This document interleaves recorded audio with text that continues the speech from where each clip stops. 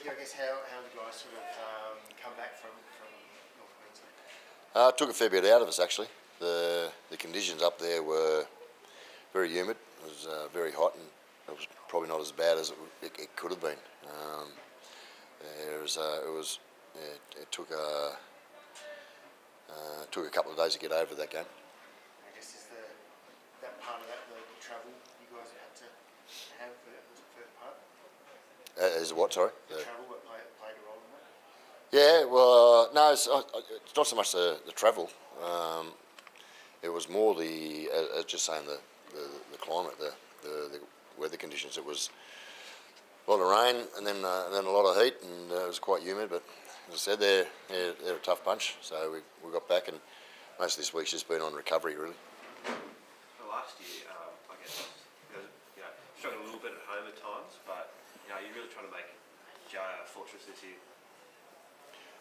Oh, I don't know about a fortress, but we'd like to win at home. Winning at home makes it a fortress. We don't talk about fortresses or whatnot, but we're we started on the right foot in regards to our home game this year, but they're doing everything they can every week to win a game of football, whether it's at home or away. David comes back in, it's a good boost to the middle section. Yeah, he comes in with a real work ethic. He's got a good contribution to the team, and Trey Mooney's done a really good job for us whilst he's been out though. So we're fortunate to bring that little bit of experience back in. The injuries started to build up this year. Whitehay out for the season, ACL. Are you confident? Are you a bit concerned about your depth in terms of outside backs?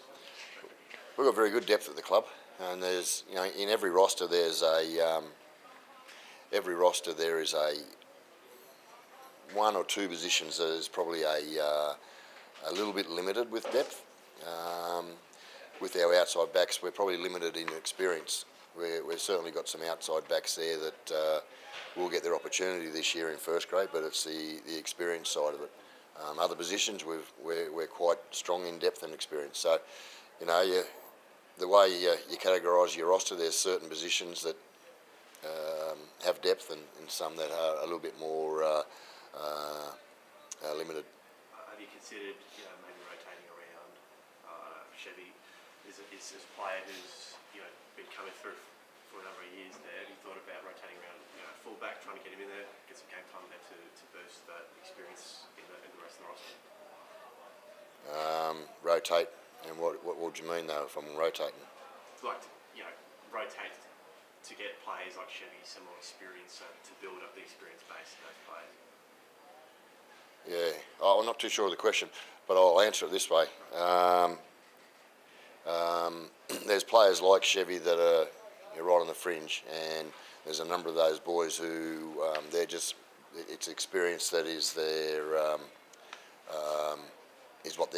is the next part of their journey into the NRL. It's like any young boy playing right throughout the NRL. They get 20 games to 40 games, and then all of a sudden they're becoming a little bit more comfortable with the intensity and the just the environment of NRL. It's such a tough 80-minute period. So getting a few games under their belt gives them that experience, and they become more accustomed to it. So yeah, it's there's young players there that they'll get their opportunity. The NRL have sort of come out and said that they're looking to crack down on sin bins and that sort of thing for high contact. Yeah.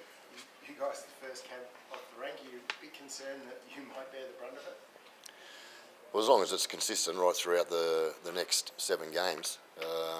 But if they're going to, there is so many high shots, and I just spoke to you then about the intensity and the speed of our game. Sometimes there's nowhere for a player to go.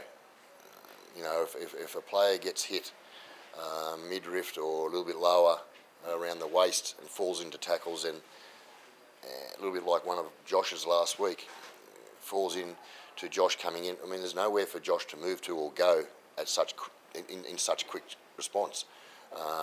So yes, we'll we'll see. We will see those accidents. You know, the high shot that is preempted. You know, they're the ones that are. You know, they're the ones that you don't like.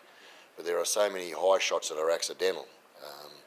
But if they're all going to be going to the bin, we're going to be playing. There's going to be a lot of football where we've got, you know, 12 v 13 or 12 v 12, 11 v 12, 11 v 11, because there's periods of play where the speed and the intensity of the match creates so much, I suppose, unexpected high shots, and they're not preempted. So it'll be it's going to be an interesting round of football if they're consistent for the whole 8 games, which I hope they are, and I'm sure they will be. I mean, I can understand what Andrew's trying to do. I definitely get what the NRL are trying to do.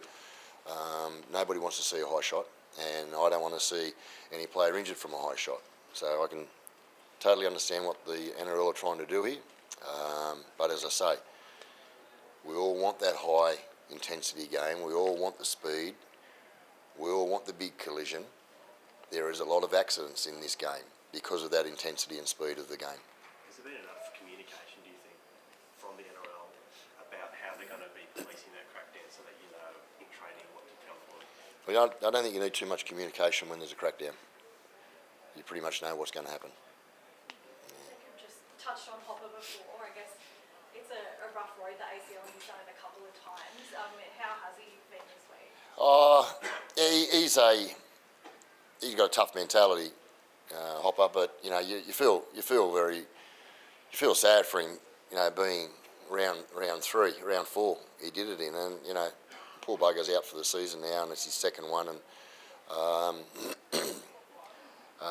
you know, I've been in that situation myself, where I've missed the season on having an ACL at round 2, and you know, it's frustrating because outside of being a job and being professional, they just love getting out there and playing football. So, you know, that's a big part of his season taken away from him. But we'll get around him.